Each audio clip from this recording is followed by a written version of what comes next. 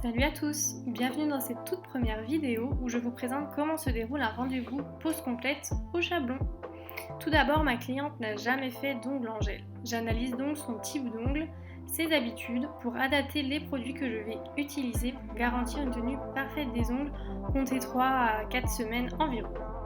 Nous choisissons la couleur, la longueur et la forme. Ce petit livre, je vous le présenterai très prochainement puisque je suis en train de le construire. Je commence par désinfecter les ongles de ma cliente avec un désinfectant de chez It Nails qui est une marque portugaise. Ensuite, je vais préparer la plaque de l'ongle de ma cliente. C'est une étape très importante pour garantir la bonne tenue du gel. Pour cela, je vais utiliser divers embouts. Je démarre toujours par mon embout aiguille de chez Onyx Pro qui va me servir à décoller la cuticule de la plaque. Faites très attention à cette étape puisque la cuticule est naturellement collée sur votre ongle. Il est donc inutile de forcer, vous risquerez de faire mal à la cliente.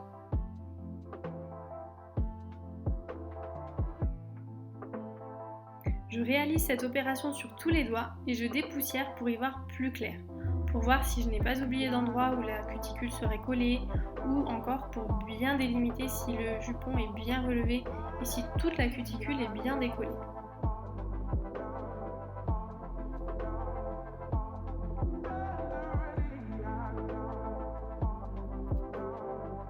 Ensuite, je change d'embout pour un embout en forme d'olive. Celui-ci va venir conforter le travail de la cuticule que j'ai fait précédemment. Je le passe beaucoup plus rapidement puisque le premier travail est déjà fait et vous verrez que ça change tout, ça va vite faire le pourtour de la cuticule. Une fois décollé, je viens couper mes cuticules. Vous avez le choix entre le ciseau ou la pince. Pour ma part, j'ai plutôt utilisé la pince pour cette fois-ci. En réalité, j'adapte en fonction de ma cliente. Si jamais j'ai une cuticule qui est plutôt longue à couper, je vais plutôt m'orienter vers le ciseau. En revanche, là les cuticules étaient plutôt courtes, donc j'ai choisi la pince.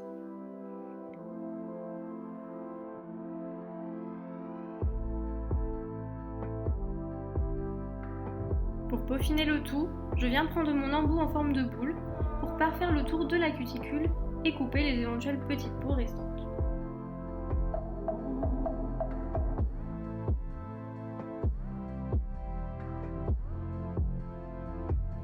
Je viens ensuite matifier la plaque de mon ongle avec un embout à émery.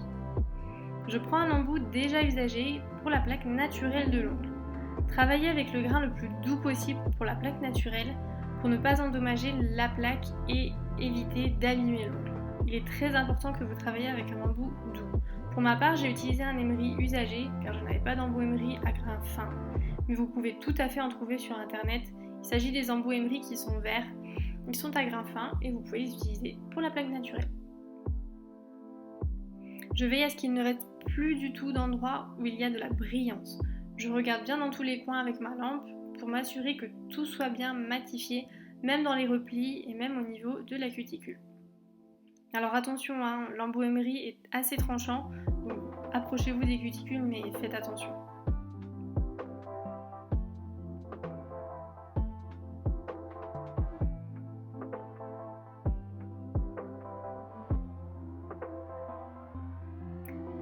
Je viens positionner des chablons pour mes extensions. Donc je viens limer tout le bord libre de l'ongle afin que le chablon se positionne le mieux possible. Et oui, désolé mesdames, si vous avez un petit peu de longueur, pour les chablons, on doit tout enlever. C'est plus simple pour nous et ça évitera de créer des escaliers avec la repousse, ce sera beaucoup plus joli.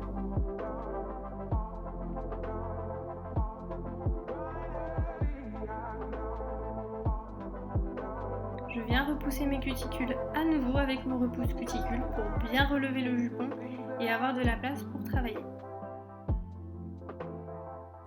Une fois la préparation de ma plaque OK et bien propre, je viens appliquer mon déshydratant qui est le Natural Basic K de chez Nails Company. Ce produit va aider à l'accroche de votre base grâce à son action pour enlever tous les résidus gras sur l'ongle. Il est vraiment très pratique et il fonctionne très bien. Ensuite, je viens appliquer ma base. En très fine couche, c'est très important. Ici, c'est la protéine base d'indigo que je vais catalyser 60 secondes. Surtout, veillez à ne jamais toucher la peau. Cela pourrait créer des décollements et mettre à mal la tenue de votre pose.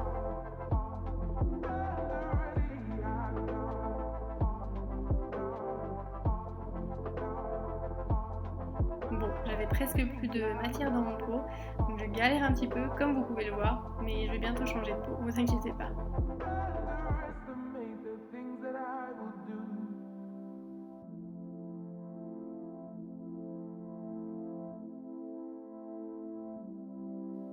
Bon, j'abandonne, je change de peau, allez.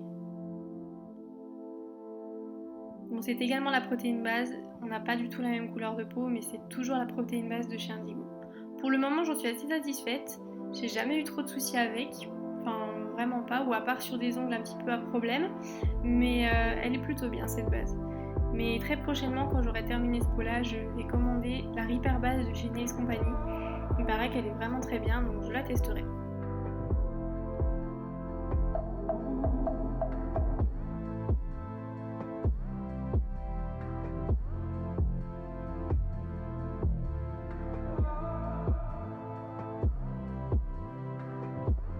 Je viens positionner mes chablons en veillant à ce qu'ils soient correctement mis. Je regarde de côté, de face, pour m'assurer qu'ils soient bien droits et les ailettes bien collées. Pour l'étape du gel, je vais utiliser le gel Easy Control Cover Nude de chez Nails Company.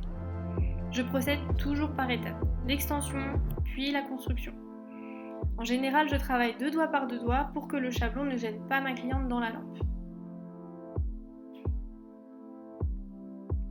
Pour le retrait du chablon, je décolle les côtés puis je tire le chablon vers le bas, mais jamais vers le haut. Pour l'extension, je dépose une bille de gel au niveau du bord libre de l'ongle et je viens créer mon extension avec les repères de mon chablon, pour la longueur et pour la forme. Et je mets à catalyser 60 secondes. Mes extensions faites, je réalise ma construction avec mon apex. Idem, regardez bien l'ongle dans tous les sens pour être sûr, de face, de côté. Dans cette vidéo, je testais le gel Easy Control Cover Nude. Le seul bémol pour moi, en tout cas pour le moment pour l'avoir testé, je trouve qu'il colle beaucoup au pinceau. J'avais parfois des moments où il n'arrivait pas à lâcher et j'avais tendance à emmener la matière avec moi avec le pinceau. Mais sinon la couleur est belle et il tient très très bien, il est très robuste.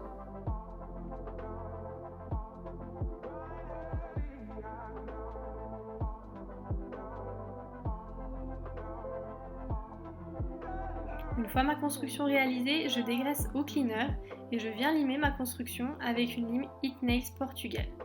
Je viens d'abord limer les parallèles, je refais la forme et je viens gommer les petits défauts lors de la pose.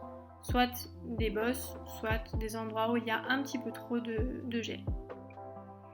Je veille bien à regarder régulièrement l'ongle, je le compare aux autres et je m'assure que la longueur, la forme soit correcte et soit la même partout. Pour cela, n'hésitez pas à dépoussiérer pour y voir plus clair. Il vaut mieux avoir tendance à trop dépoussiérer que limer à l'aveugle, c'est toujours mieux.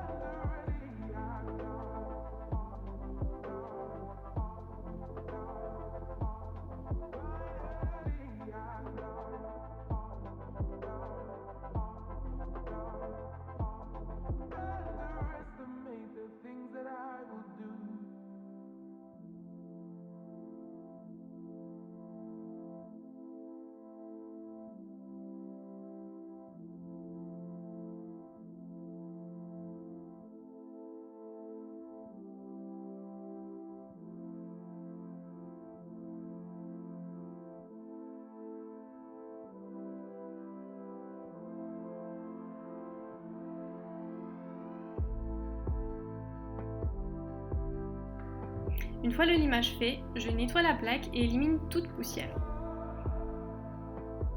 Je viens prendre un cleaner avec un pad et je viens bien dépoussiérer et bien tout nettoyer dans les cuticules, dans les replis, un petit peu partout en fait, pour bien pouvoir poser ma couleur ensuite. Ma cliente a choisi une poudre chrome. Je viens alors poser ma toile de fond qui sera un beau noir. Ici, c'est le Monsieur Black d'Indigo. Lors de l'application, je viens prendre mon pinceau à nail art pour aller au plus près des cuticules.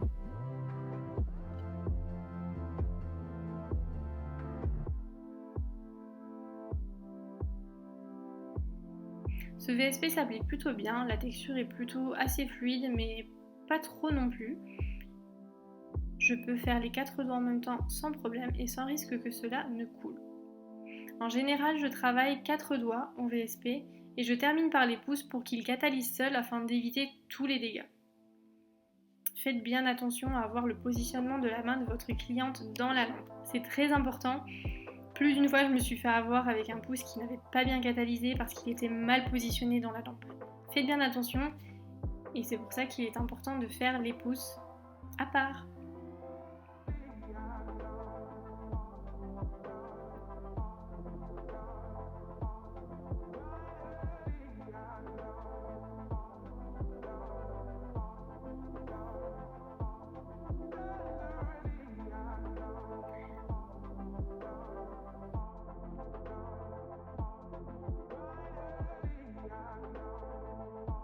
Quelle que soit l'opacité, je travaille toujours en 2 fines couches pour le VSP.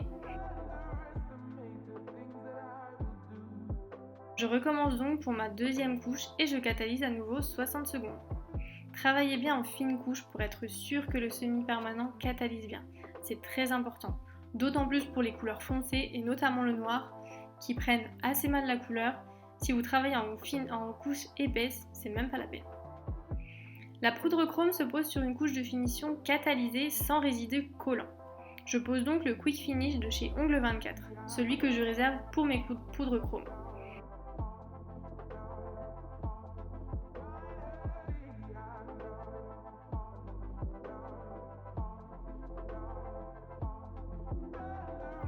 Ne catalysez pas votre finition plus de 60 secondes si vous voulez y poser de la poudre. Au-delà, la finition serait trop dure et n'accrochera pas la poudre chrome.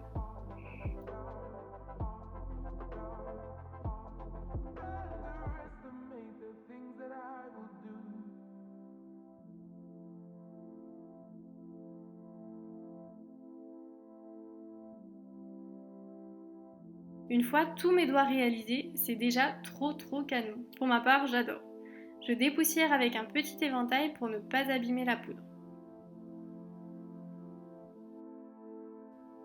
Veillez à ce que le pinceau n'ait pas des poils trop durs, ça risquerait de rayer votre poudre chrome qui pour le moment n'est pas du tout protégée par une finition. Je termine avec ma finition Wet Look d'Indigo et je nourris les peaux avec mon huile à cuticule.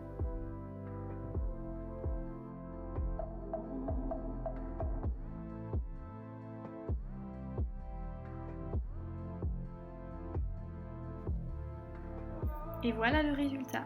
On est parti sur une forme amande et sur une longueur pas trop prononcée. Dites-moi en commentaire si ça vous a plu et je vous dis à bientôt.